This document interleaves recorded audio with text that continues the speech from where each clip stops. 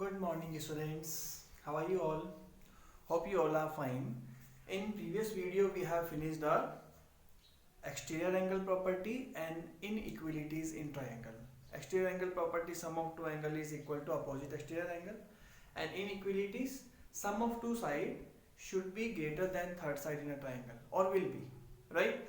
And the difference of two side will be less than third side. Difference अगर पता करेंगे छोटा होगा.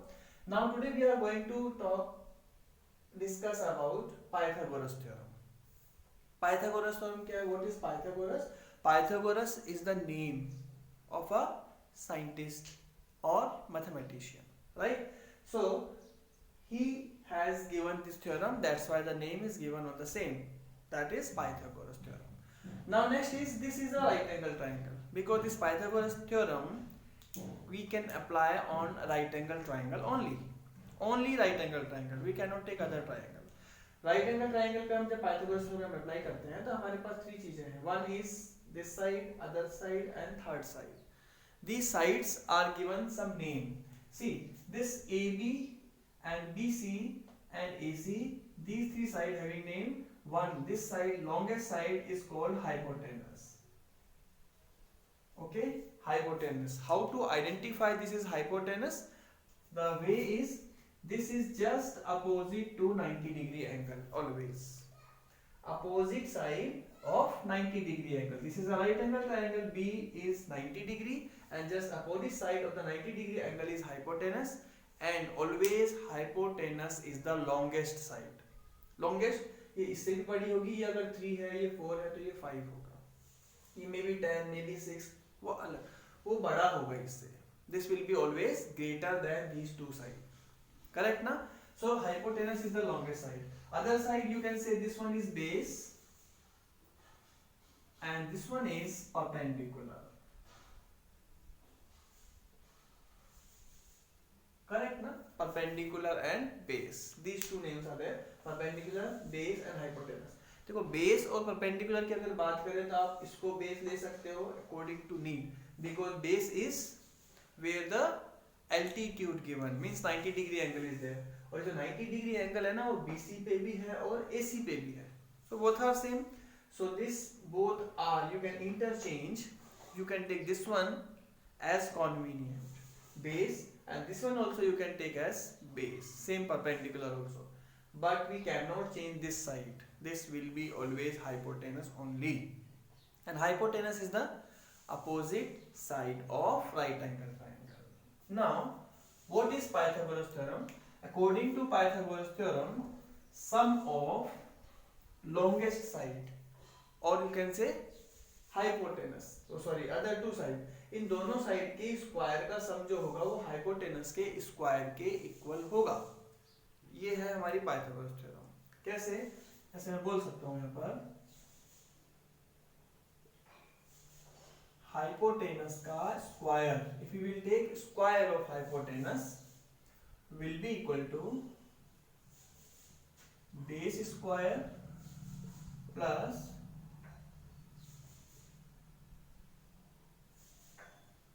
perpendicular square. ये है Pythagoras theorem. We can say in short, h square, h means hypotenuse, is equal to b square, b means base, plus p square, p means perpendicular.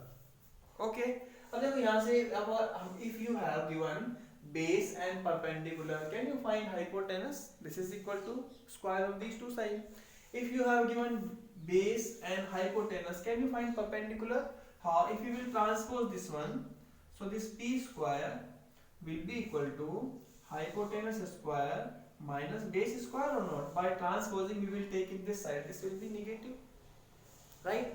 Other side, if we want to find b square, so from here only b square will be equal to hypotenuse square minus perpendicular square or not. So these three formulas you can use. We have one only actually, but by transposing we can take these three.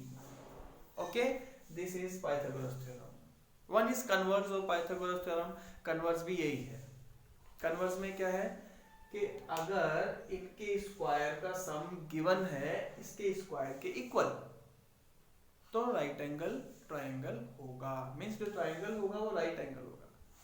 ठीक है, right angle कहां से होगा? जो longest side है आप देख लोगे, जैसे 3 दी दी हमने, 3 4 एंड 5, 3 साइड दे दी। इसको मैं ऐसे भी लिख दूं 4 5 3, कहीं भी लिख सकते हैं हम लोग, कोई फर्क नहीं पड़ता। तो 3 4 5 3 साइड्स गिवन है, 3 centimetre 4 centimetre 5 centimetre are the side of right angle triangle. ये राइट एंगल ट्रायंगल की साइड है कि नहीं है, हमको चेक करना है। अभी देखो सबसे बड़ी साइड कौन सी है? 5, मतलब ये हाइपोटेनस होगा। तो 5 का स्क्वायर करो यहाँ पर, 5 स्क्वायर, ये 5 स्क्वायर ना, hypotenuse square is equal to other two side, one base and one perpendicular. As I told you, we can interchange. So here this will be 3 square plus this will be 4 square. 5 square is equal to 5 multiplied by 5. 3 square is equal to 3 multiplied by 3. 4 square is equal to 4 multiplied by 4. 5 5 ja 25. 3 3 ja 9. 4 4 ja 16. You can say this 25 is equal to 9 plus 16 equal 25. ये देखो equal आ रहा है। If both sides are equal, yes, this is a right angle triangle. अभी अगर right angle triangle है कौन सा, ये वाला, तो फिर right angle कहाँ से होगा? अब आप right angle triangle बना लो, जैसा आपको अच्छा लगता है बना लो। ये बना गया, 5 will be longest, right ना, सबसे बड़ी साइड। ये हमारा right angle triangle है, तो यही होगी 5। बाकी एक 3 ले सकते हो, एक को 4 ले सकते हो, आप अपने हिसाब से। This is Pythagoras theorem, simple, इसमें कोई ज्यादा दिमाग नहीं लगाना है। Like 6.4 we will start now.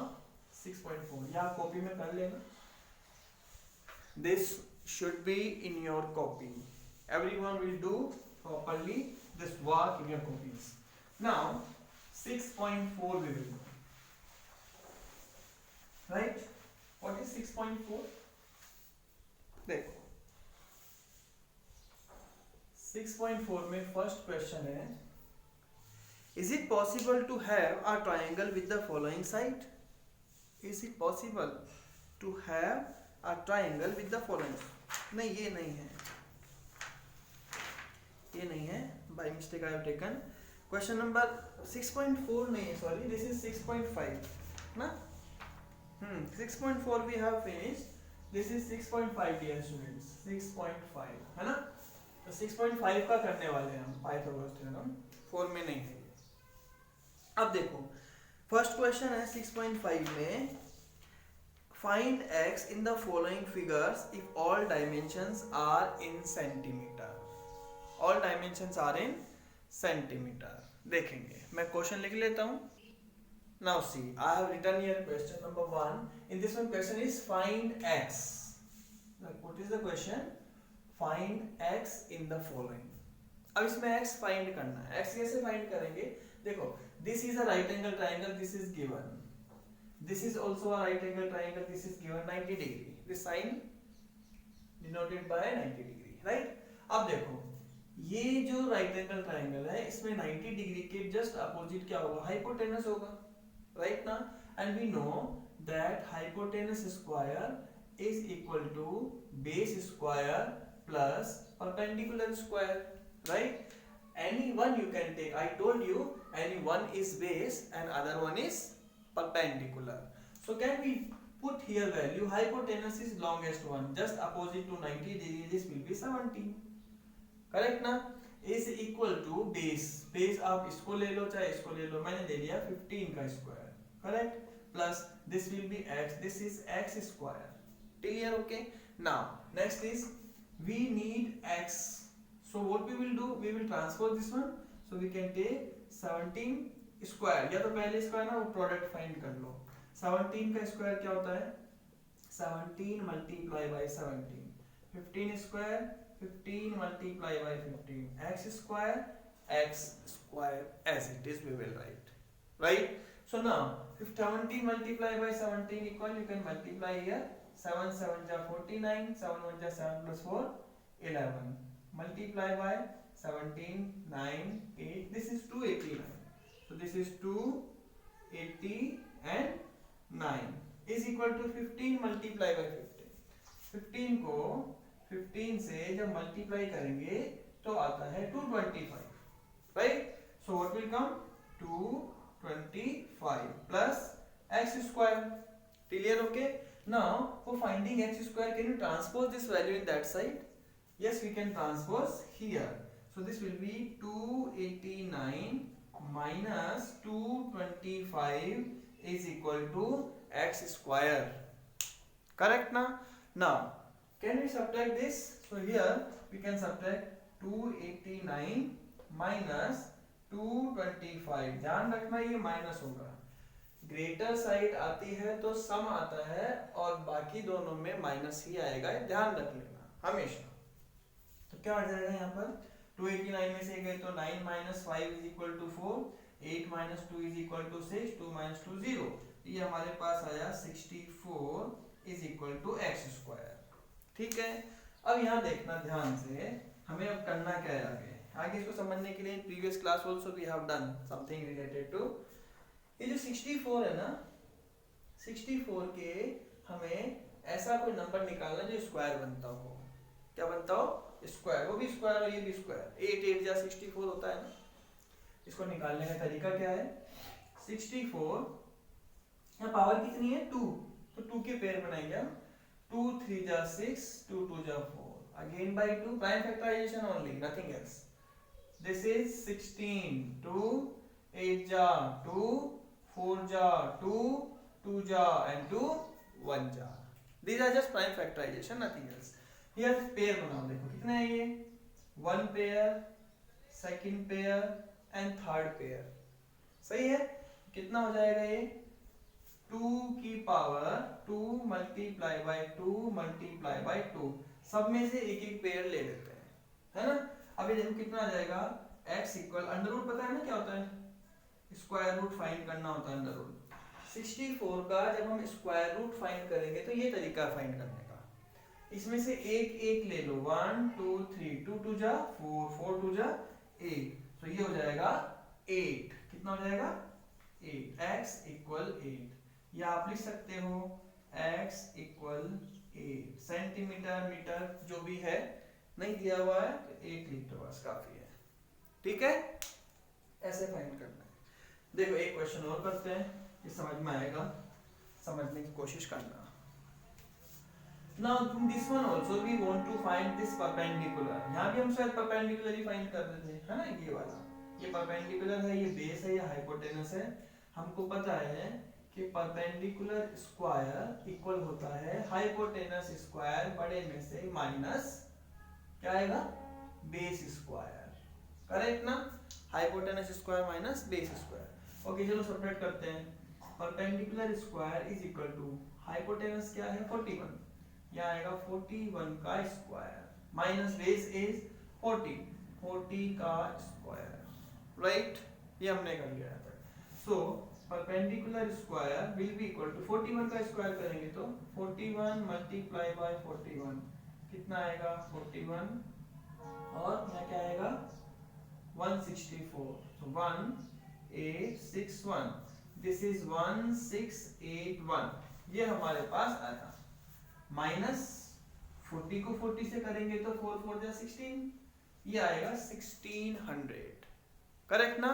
Now this p square will be equal to 1681 में से 1600 माइनस करेंगे तो क्या बचेंगे 81। यहाँ देखना ये 2 हटाने के बाद p स्क्वायर हटाऊंगा तो इसको मुझे रूट में लेना पड़ेगा। We have to find square root. Square यहाँ से आता है तो स्क्वायर रूट आता है, और स्क्वायर रूट फाइंड करने का तरीका भी मैंने बताया था, पेयर बनाने वाला।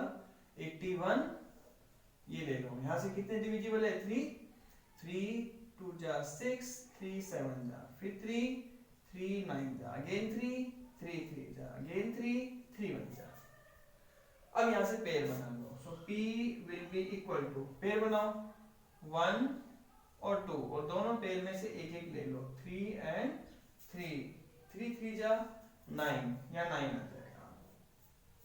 और वैसे देखो 9 9 से 81 होता है ना, this is the square root. Okay, so this is the way to find. ये जो थ्री थिंग्स है ना, परपेंडिकुलर, हाइपोटेनस और base, these are called Pythagorean triplet also.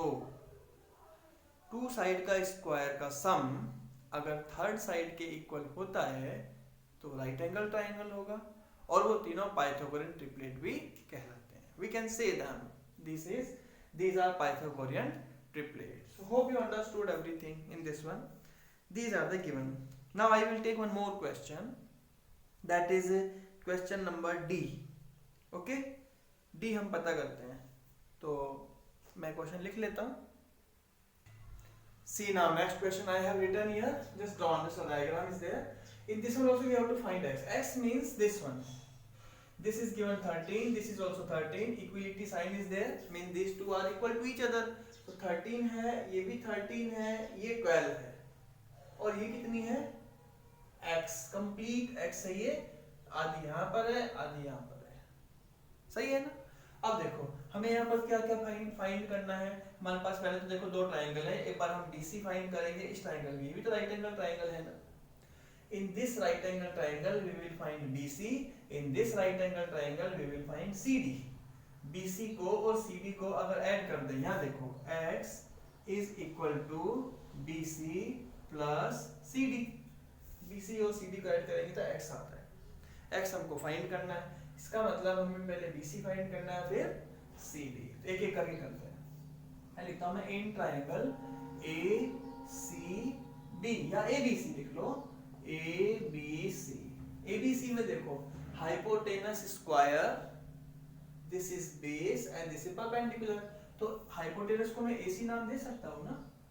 AC square is equal to perpendicular, perpendicular कितना है AC, क्या है AC square plus base कितना है BC, this is BC square, correct ना। Now subtract this AC is 13, यहाँ क्या आएगा 13 का square is equal to AC कितना है 12, 12 का स्क्वायर प्लस BC कितना है नहीं पता, ये है BC का स्क्वायर। अच्छा BC फाइंड करने के लिए इसको इधर लाके सब्ट्रैक्ट कर देंगे ना, तो क्या आएगा 13 square minus 12 square is equal to BC square. 13 का स्क्वायर जब हम करेंगे 13 multiply by 13, 169 will come, minus 12 multiplied by 12, 144 will come, this will be equal to BC square, ठीक है। अब आगे देखो 169 minus 144, 6 minus 9, what will come 5 and this one 2, so this will be equal to 25 is equal to BC square, correct. अब देखो यहाँ पर BC equal क्या हो जाएगा, BC is equal to root 25, और हमें पता है 25 का स्क्वायर रूट क्या होता है 5, 5 जा 25 है ना, ऐसे कर सकते हो ना आप लोग। 25 5 5 5 जा 5 बन जा, ये पेयर बना, इसमें से एक ले लिया, one we have to taken, so what will come BC will be equal to 5। क्या समझ में आ गया होगा। देखो BC अगर 5 है, ये 5 है, तो CD यहाँ भी 12 है था, यहाँ भी 13 है, 13 12 13 12 सेम ही तो है, ये दोनों सेम ही है ना, तो लिख लो सिमिलरली CD भी कितनी हो जाएगी, सेम टू सेम है, वो भी हो जाएगी 5। अब ये 5 है और ये भी 5 है, अब हमको निकालना क्या था x, BC कितनी आई 5, CD कितनी आ गई 5, 5 plus 5 10, x equal 10, got it। So ये जो साइड है ना x, this will be equal to 10, got it now, easy। This is the way to do, so try to do this Pythagoras theorem, Pythagorean triplet, which of the following can be side of the right angle triangle। Second question, in second question I told you take greatest one, longest side उसका square करो, take square of other two side, add them, if it is equal then these are the Pythagorean triplet, otherwise not। Square करके देखना पड़ेगा, अगर होता है तो है, नहीं तो नहीं है, simple. Okay, so in next video we will try to finish this one and try to do multiple choice questions also, which will come in your exam। Be ready all. Thank you. Have a nice day.